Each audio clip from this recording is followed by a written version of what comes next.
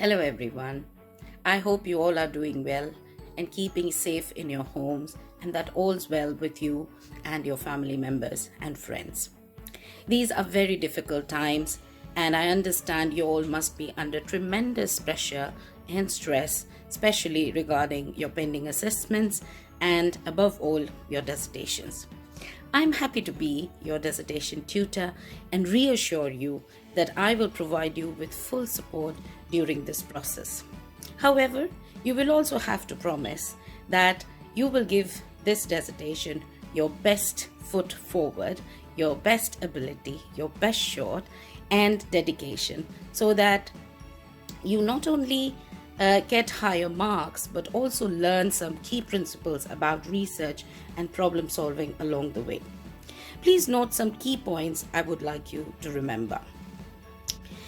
The dissertation at the end of your master's course is both a learning process and an assessment of many academic and life skills which will help you all your life. So use this as an opportunity to learn as much as you can. More importantly, the dissertation is a process which could be defined as a scientific method of addressing a query, and not just an academic piece of work as an output or product.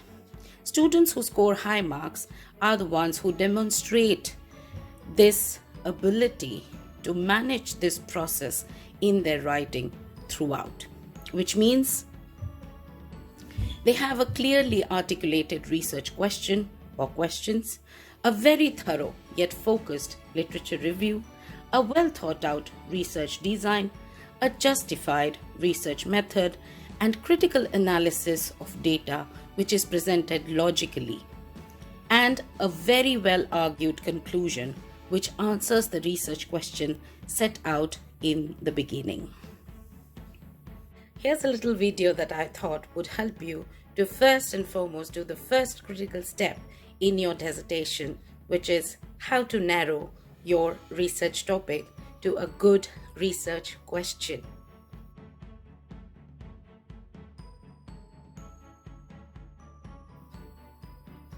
A key to a good dissertation starts with a good research question. Your dissertation probably has a word limit, like ours has 9,500 words. And unlike a PhD, it's a very short piece of research. This is also another reason why you should have a very specific research question to answer in your dissertation. When you start off, you may have a vague idea of what your topic is. However, the more focused your topic is, the better it is for your dissertation. A good research question is often considered the linchpin of the research process.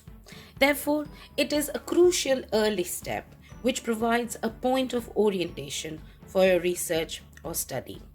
The research question plays a pivotal role because decisions about research design and the methods that you're supposed to use can be made in order to answer the particular research question that you have set out for yourself.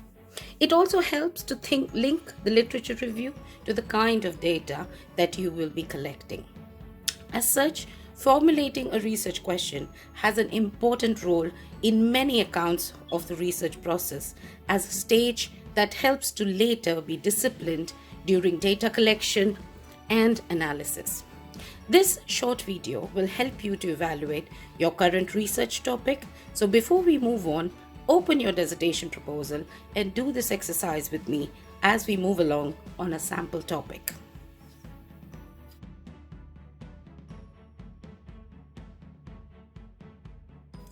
Okay, so many of you have sent me your research questions. Some of them sound very broad, general. For example, a lot of you want to do something about gender inequality. When your research topic is too broad, you might want to ask yourself a few questions like who, what, when, where, why, how. So let's proceed with our example on gender inequality.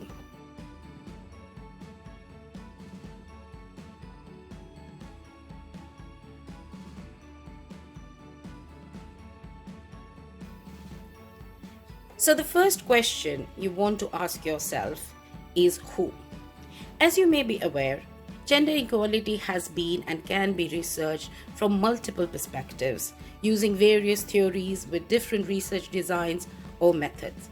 So it is imperative to first define who, in terms of gender inequality, are you keen to explore in your dissertation. Which gender, male, female, or other like transgender, in your dissertation? It is important also to narrow your sample population in terms of their age and ethnicity at this stage, as this will then help you choose the right profile of participants during your fieldwork.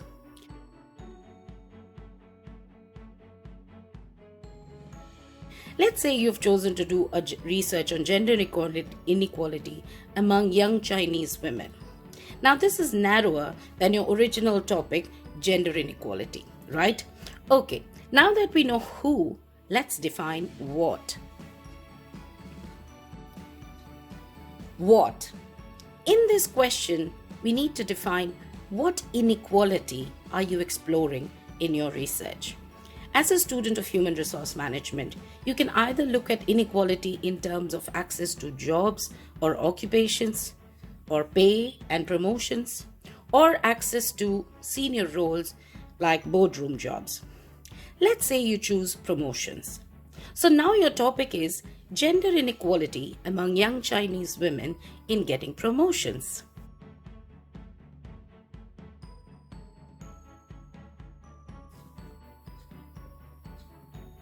Another good question which will help you further refine your research topic is when. Here you need to make a choice. So in your dissertation, are you taking a historical view, a current view of the topic, or would you like to look at a certain stage in the working life of young Chinese women, post-education, post-marriage, post-children? So let's say you choose post-marriage. So now your topic is gender inequality among young Chinese women in getting promotions post-marriage.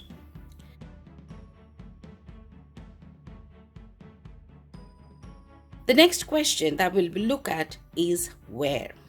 Now this is helpful to define the scope and draw some boundaries for your fieldwork in terms of where. Which country, region, city, sectors, organizations, or even you may decide to situate your research in rural or urban settings. So now your topic starts to take the shape of a question as gender inequality among young Chinese women in getting promotions post-marriage in hotel industry in Shanghai.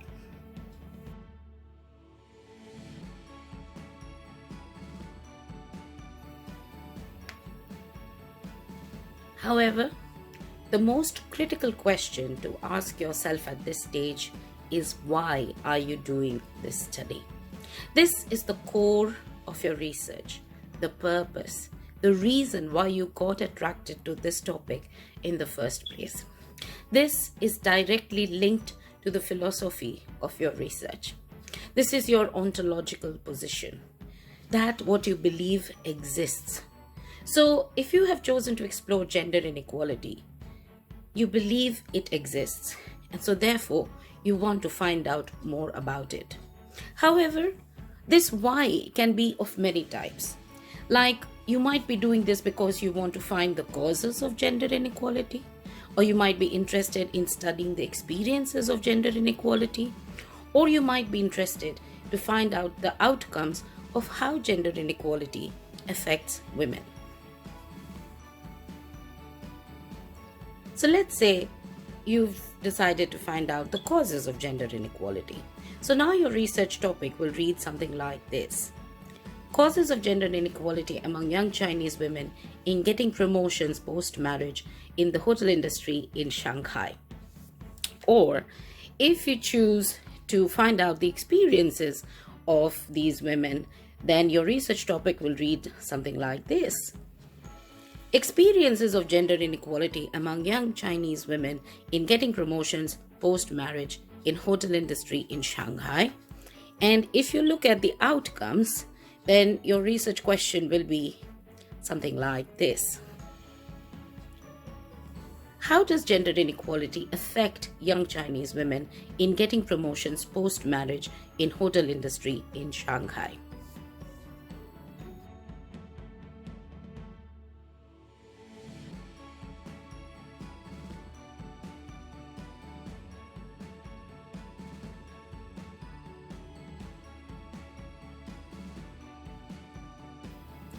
As you can imagine, the why is going to then decide your how.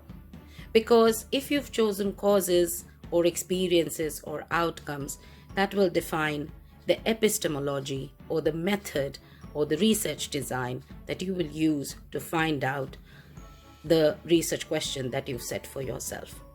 So your philosophy could be interpretivist or positivist. You could use qualitative or quantitative methods, or within the methods, you could use interviews, surveys, focus groups, anything that you like. So if you do, let's say, focus on the experiences of gender inequality among young Chinese women in getting promotions, then your new topic could be a qualitative study of experiences of gender inequality among young Chinese women in getting promotions post-marriage in the hotel industry in Shanghai.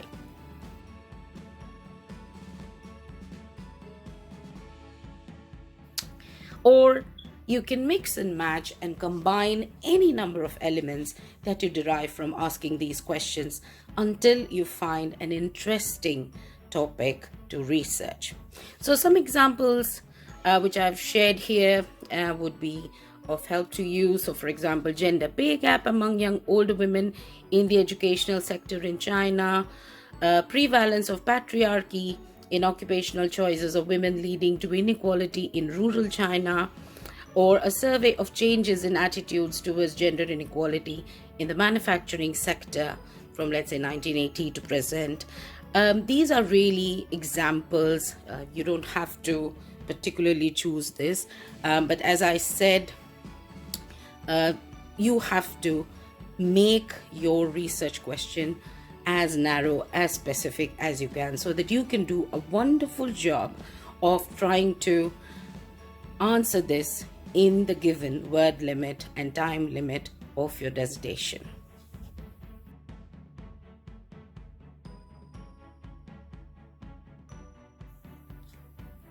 One of the prime things to think about at this point in time is the access to the sector, to the organization, to the sample population, how many people you think you can realistically talk to. When I say talk to, you're not allowed to meet anyone in person because of the current COVID-19 situation, and also many organizations will not be functioning properly. They would also not want any researcher coming and doing any kind of research under the circumstances. Remember, this is not a normal situation. This is an extraordinary situation, and you will have to be a bit more creative, innovative, to be able to do your dissertation under the circumstances. Also, you have to be very realistic about the time frame. You just have about 4 to 5 months to be able to do this. The first 1.5 months will just go in your literature review and your sort of formulating your research design. It is only after that, maybe sometime in May or June, you will be able to do your field work. So therefore, be very realistic in terms of how many people. Don't come to me with a plan or proposal where you're going to do 2,000 surveys, because it's not going to happen. My experience from the last few years is that you have to be extremely realistic in terms of how many people you can meet. For a qualitative interview-based research, I would say don't go more than 6 to 8 people. That's more than enough for you to be able to analyze the data and put in your dissertation within 9,500 words. At this point in time, while ethical considerations are always very, very critical in any research, I think it's more important during this time to be more concerned and more sensitive to the ethical considerations in terms of the consent that people give, how you're going to anonymize their identity, whether it's an organization or an individual. So be very, very careful about that.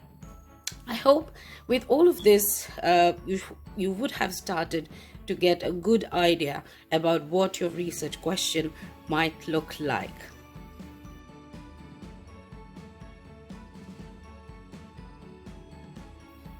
Finally, remember this: I am only your guide and facilitator. You are the real hero of your dissertation.